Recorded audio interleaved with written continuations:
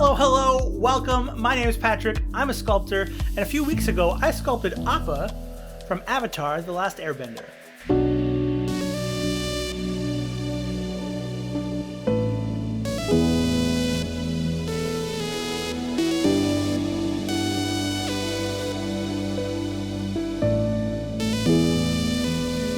So, slight confession, up until last year I hadn't seen the show.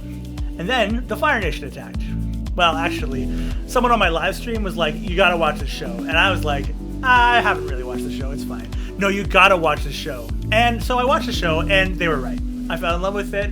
Now I love the humor that Sokka brings to everything. Katara's strength, Toph's just general awesomeness, Zuko's sort of weird angstiness, Azula's insanity, Aang's heart, and of course, Uncle Iroh is just the best. He's the best character. Fight me. But seriously, a couple weeks ago, I made Appa, and I really want to show that process to you, so let's check it out. I started by printing out some reference images of Appa. This really helps when trying to capture scale. I put together a basic body shape out of aluminum foil and covered it in a thin layer of clay.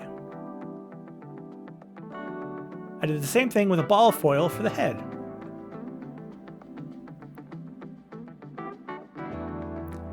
When the body shape had come together, I began shaping the legs out of 6 tubes of clay that were roughly the same size.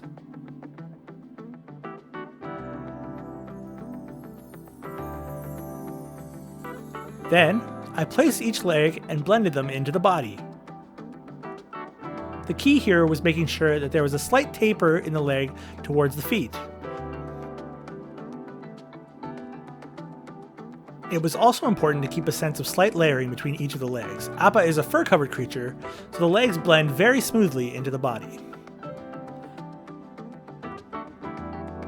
To create the tail, I got some aluminum foil in the shape of the tail and covered it in clay. And when it seemed good, I positioned it and blended it into the body. With the basic body shape together, I began to detail the bottom of Appa.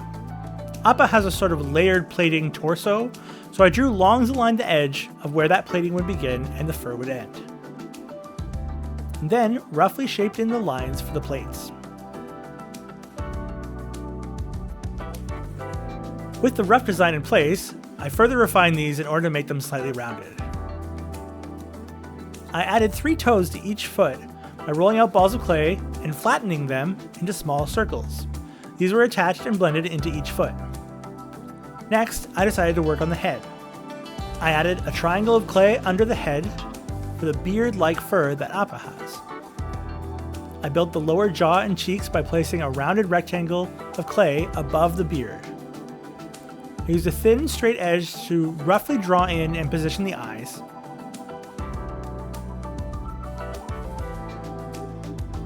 I shaped 2 small triangles in the ears and placed them along the head, just above the cheeks and head of the body.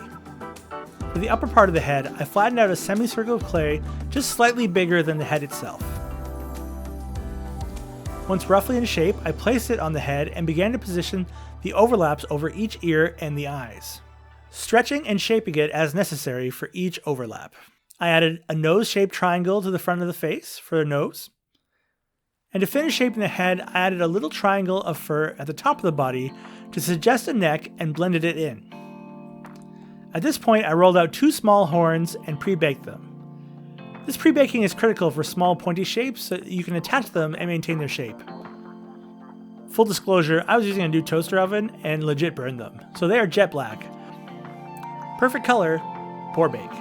Test your new tools, because they may be stronger than you think, and that's important. Burning aside, they still work for my project, so I carefully positioned and stabbed the horns into place. Next, I started detailing in some of the fur around the head by taking a straight edge and creating a small overlapping lines in my clay. My goal is to be finished with the head as I move on to finishing the body. Before adding fur to the body, I need to simulate the fringe of fur around Appa's feet. I did this by rolling out a thin layer of clay and roughing up one edge of it. Then I attach it to the legs just above the toes so that the rough edge overlaps the toes. Finally, I blended the other end into the leg, leaving me with a lovely little fringe of fur with a few tiny toes poking out.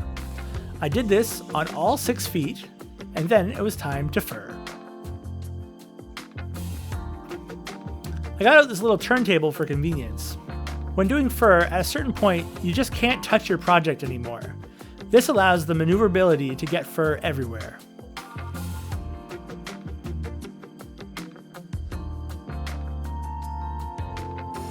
And with that, the fur is done. But what is Appa without Aang? A super cool sky bison to be sure, but I still wanted to add a little Aang. So I rolled out some thin cosplay to make the reins and looped them around the horns. And then I worked on a tiny Aang body sitting happily on top of Appa. Some crossed legs, a little torso, and a head. And with that, the project was ready to be baked and painted. I primed Appa using a white primer. Applied darker tones around the feet and face and underside. Then painted the fur a slight off-white. Using a light brown, I added some shading around the fur and around the head and the legs. Then with a darker brown, I started to shape in the iconic fur pattern.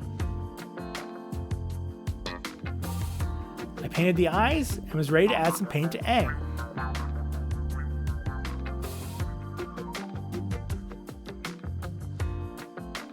Not the most accurate face, but I think I captured his joy. And with that, it was a matter of some extra detail and we were done. Let's check out the final reveal.